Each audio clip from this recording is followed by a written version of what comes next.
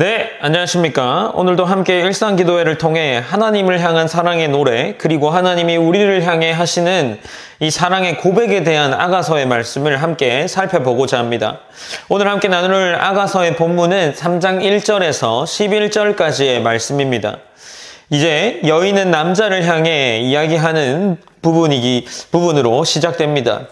3장 1절에서는 내가 밤에 침상에서 마음으로 사랑하는 자를 찾았노라, 찾아도 찾아내지 못하였노라 라고 기록을 하고 있습니다.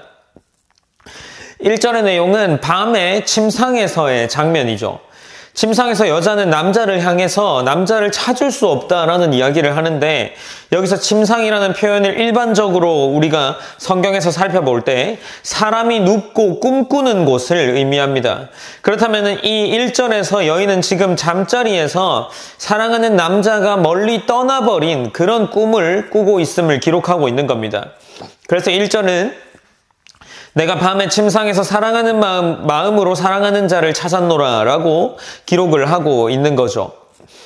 이제 이 꿈의 내용이 이어지고 있습니다. 2절에서는 이에 내가 일어나서 성 안을 돌아다니며 마음에 사랑하는 자를 거리에서나 큰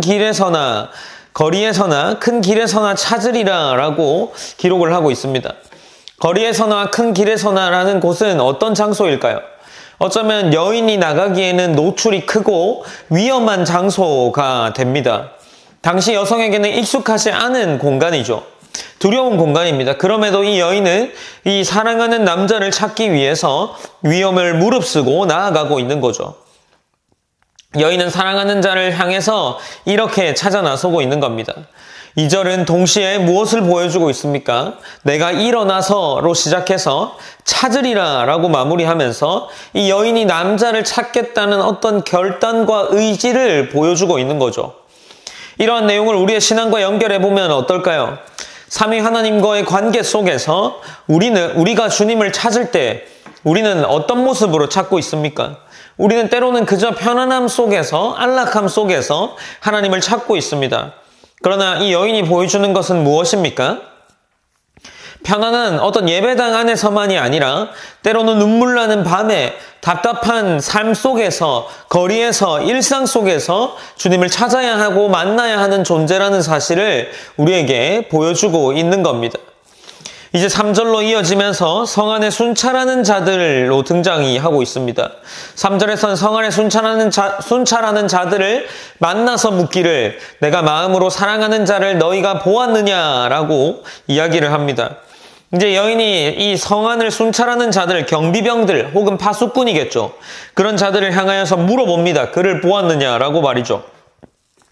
그러나 이 파수꾼들은 아무런 대답도 하지 않습니다.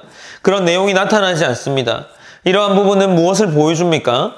어떻게 조금 더 확대해서 보자면 우리가 이 주님을 찾는 여정에서, 하나님을 찾는 여정에서 대신해서 어떤 무언가를 찾을 수 있는 그러한 사람은 아무도 없다라는 겁니다. 대신 해줄 수 있는 사람이 없다는 거죠.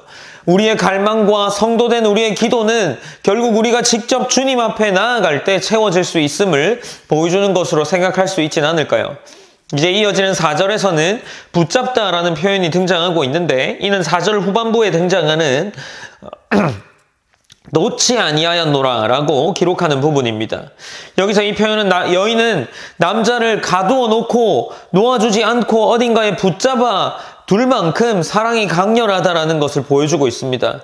그리고 여기서는 어머니의 집, 나를 잉태한 이의 방이라는 것으로 표현이 등장하는데, 이건 가장 깊은 친밀감과 안식을 의미하는 장소라고 할 수 있습니다. 이제 이곳에서 가장 깊은 곳에서 남자를 가두고 그 남자를 붙잡아 놓을 만큼 그 사랑이 강렬하다는 것을 보여주고 있는 거죠. 이제 5절부터는 장면이 바뀝니다.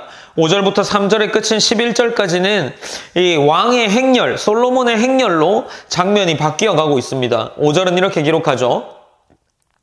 예루살렘의 딸들아, 내가 노루와 들사슴을 두고 너희에게 부탁한다. 사랑하는 자가 원하기 전에는 흔들지 말고 깨우지 말지니라 라고 기록을 이어나가고 있습니다. 그리고 이제 이 6절부터는 본격적으로 어떤 왕의 행렬을 보여주고 있는데 6절에서는 몰약과 유향과 상인의 여러 가지 향품으로 향내 풍기며 연기 기둥처럼 거친 들에서 오는 자가 누구인가 라고 보고 있습니다. 그리고 나서 볼지오다 솔로몬의 가마라 라고 이야기하면서 이 남자인 솔로몬이 지금 결혼을 위해서 행렬을 가지고 오고 있다라는 것을 보여주고 있는 거죠. 이제 이 행렬 가운데에 솔로몬이 등장합니다. 특별히 이제 이 솔로몬이 등장해서 이스라엘 용사 중 60명이 둘러쌌는데 라는 표현이 등장하고 있죠. 우리가 이 표현을 볼 때 이 행렬 중에 최상의 행렬이라고 생각할 수 있습니다. 왜냐하면 구약 성경에 이 사사기 14장에 보면 삼손의 결혼식이 나오는데 그때에 나오는 행렬이 30명입니다. 그것의 2배수가 되는 60명의 행렬을 보여주고 있는 것이 솔로몬의 행렬이죠. 그리고 그 행렬 곁에는 어떤 자들이 있습니까?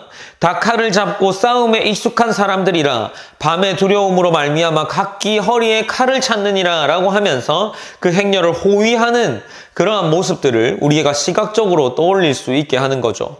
이제 9절부터 11절에는 각종 재료들이 등장하는데 이 재료는 정결함과 특별함을 보여줍니다. 레바논과 백향목은 성전 건축에 쓰였던 재료였고 거룩함과 영광을 상징하죠. 그리고 이 왕 솔로몬이 타고 온 가마는 단순히 어떤 신부를 데리러 온 수레가 아니라 왕이 신부에게 보여주는 이런 보호해주는 그런 보호처로서의 영광스러움을 보여주고 있는 겁니다.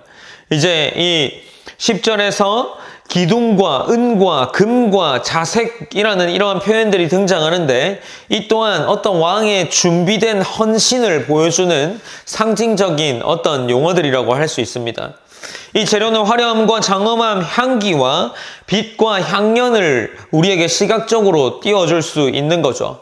이제 그것이 11절에서는 사랑의 정점으로 등장하는데 11절은 이렇게 기록합니다. 시온의 딸들아 나와서 솔로몬 왕을 보라. 혼인날 마음이 기쁠 때에 그의 어머니가 씌운 왕관이 그 머리에 있구나 라고 기록을 하고 있는 거죠. 이제 5절에서 있는 이 예루살렘의 딸들, 신부의 친구들이라고 할 수 있는데 그 예루살렘의 딸들이 어떤 말로 바뀝니까? 시온의 딸이라고 변화되어서 등장을 합니다. 이제 이 모든 사람들이 왕의 혼인식에 초청을 받는 어떤 그러한 표현이라고 할 수 있습니다. 이제 그 가운데에 솔로몬의 왕을 볼 수 있는 거죠. 혼인의 날이 기쁠 때에 그의 어머니가 씌운 왕관이 그 머리에 있구나 라고 기록을 합니다. 특별히 어머니가 왕관을 씌웠다고 나오는데 이는 유대 문화에서 결혼의 허락이 이루어졌음을 의미하는 것으로 볼 수 있습니다. 당시 유대 문화에서는 어머니가 이 결혼을 도맡아서 이루어 갔기 때문입니다. 이제 그곳에서 결혼의 허락이 떨어지고 이 3장에서의 장면에서는 여인과 왕인 이 남자인 솔로몬의 결혼이 이루어지고 있는 장면들로 기록되어 나가고 있습니다. 우리가 이 아가서를 볼 때 본문은 그저 남녀 간의 사랑에 대한 이야기로 보여질 뿐입니다. 그러나 오늘 본문을 통해서도 우리는 어떤 것을 볼 수 있습니까? 삼위 하나님을 향한 그 사랑을 따라가는 어떤 영적인 여정을 보여주고 있다는 겁니다. 우리는 때로 주님이 멀게 느껴집니다. 마치 여인이 꿈속에서 그 꿈에서 남자를 찾아서 노력하고 갈망해하는 그러한 모습들을 보이는 것처럼 우리는 어떤 때에는 이 삼위 하나님이 굉장히 멀게 느껴지기도 합니다. 그러나 오늘 본문은 우리에게 그 길 끝에 반드시 임재하여서 그 왕의 혼인잔치 가운데로 나아가는 어떤 모습을 우리에게 보여주고 있는 거죠.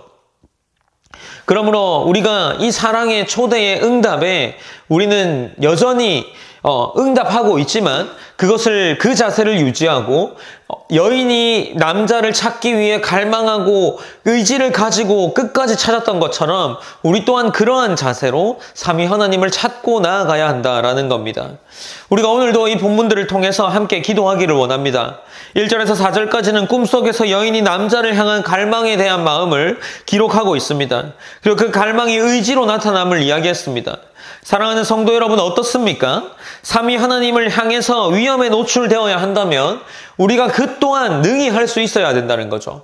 우리도 그 하나님을 향한 갈망 속에서 우리의 삶을 이끌어가고 유지해 나가야 한다는 겁니다. 또 한 가지는 무엇입니까? 천상의 결혼식에 우리가 초대되었습니다.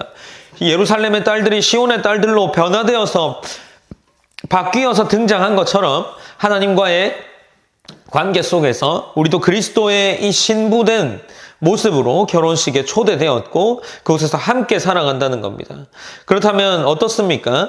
성도된 우리는 함께 하시는 하나님을 늘상 경험하면서 살아가야 한다는 거죠. 삼위 하나님의 현존하심, 우리의 삶 속에 바로 옆에 있다라는 그러한 인지가 있어야 된다는 겁니다. 하나님께서 우리 가운데에 오셨고 언약이라는 이 결혼 관계 속에서 살아가고 있다라는 거죠.